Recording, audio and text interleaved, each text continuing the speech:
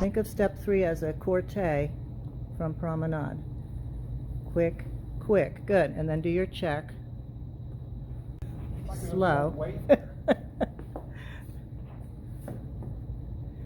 Throw your leg back first before you take your weight back. Put your leg back. Kathie, put your leg forward. Now go ahead and transfer your weight into the foot slowly and then come out. That's better. Yeah, it's because your body and leg and foot are all arriving at the same time. Outside swivel, promenade link, except instead of turning it to wall, yes. And then you'll walk a curve. Yeah. Walk towards diagonal center. And then dance your open reverse. Good. Okay. The right hip down like we did on that other figure. I feel this. Like you pull up the left arm in a contra action there. See how that's swinging my leg back? So that I can place my leg in position and put my weight on it. That looks like one movement. But if I don't have the swing action there and the placement and I just go, I can't keep my balance. And that Achilles really gets it. So the other thing, we've gone from a corte line here. Swing that back. My right hip again has a feeling of dropping. When I drop it, I don't want my whole body to drop. I feel right here how stretched that is. I'm not letting my rib cage follow my hip down. Right? So you're boosting the low side, putting that hip down for stability and space and shape, keeping that up. So I feel again this real cool, strong seatbelt.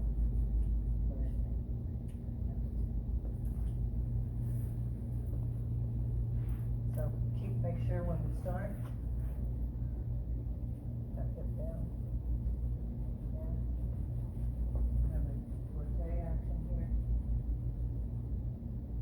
Everything's happening now around my left thigh.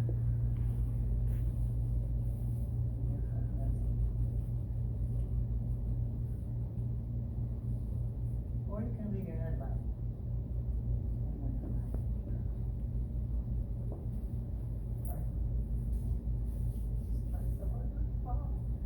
So this same idea is on your lunge line. Left hip is down, but don't let everybody see it. The right hip is down and turning to the left. Don't let everybody see it. Left hip down creates a hook. Yes. At this point, when I put my right hip down, I'm also slightly turning left.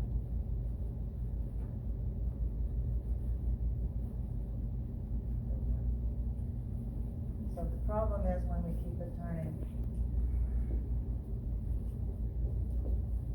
to the right. So your right turn is finished. My right turn is finished.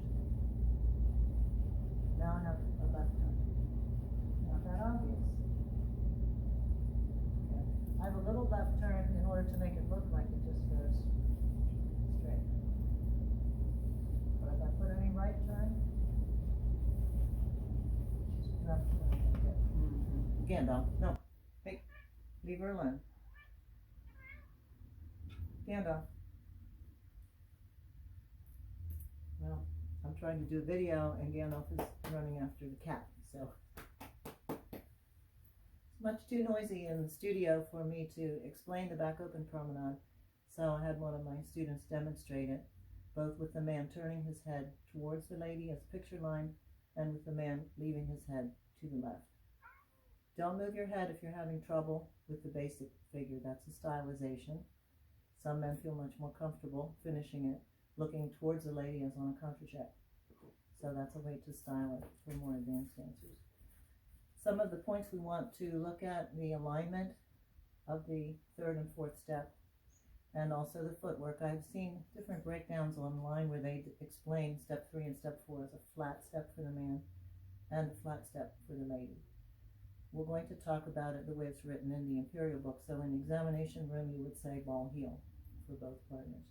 And of course, the foot would then become flat. But this is the way that the technique is written. And so it's not a heel for the lady, although she has essentially one side step in promenade and 3 forward steps. It is checking action, with the third step having the feel of a back corte, but not a back corte as in a strong forward movement into a closed finish, but into a checking action.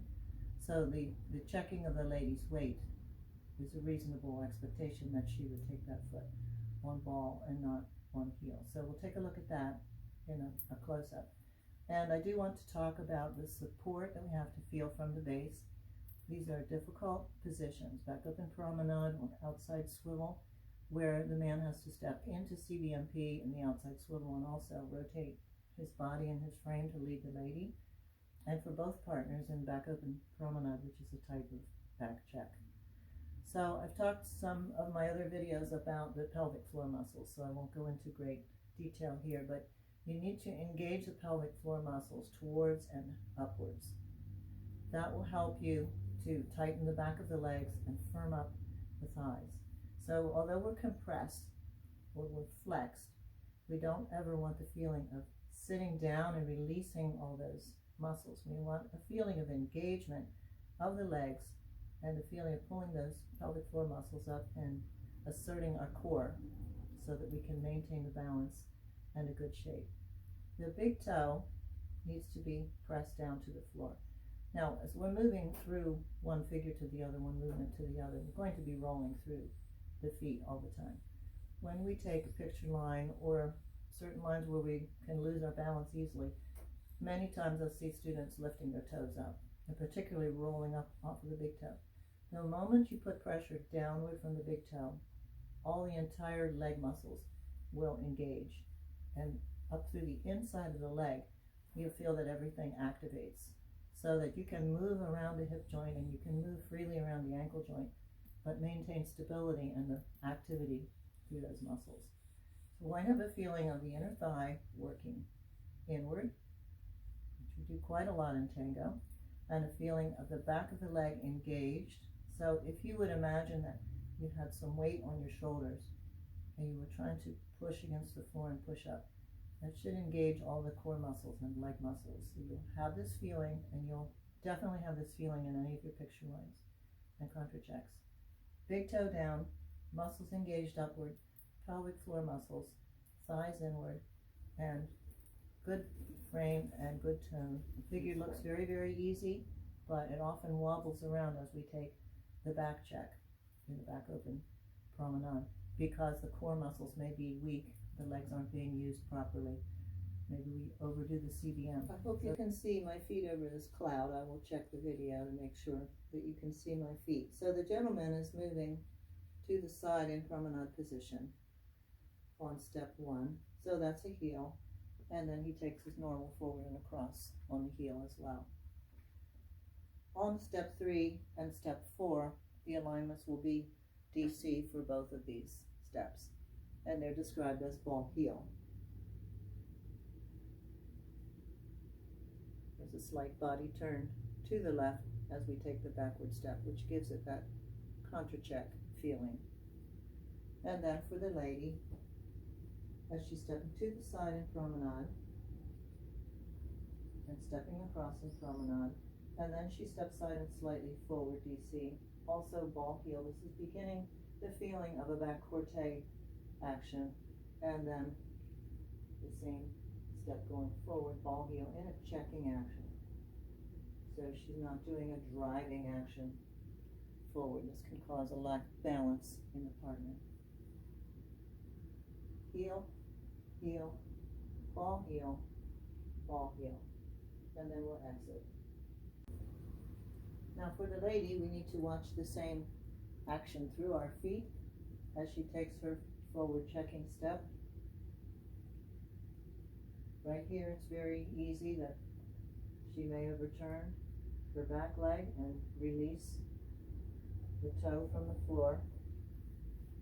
She has that slight body turn also to the left, and so we've got to keep the same action exactly as the man is pressing the inside down. Particularly it's the big toe, which is activating the inside muscles of my leg and keeping my thigh firmly towards my center and towards my partner.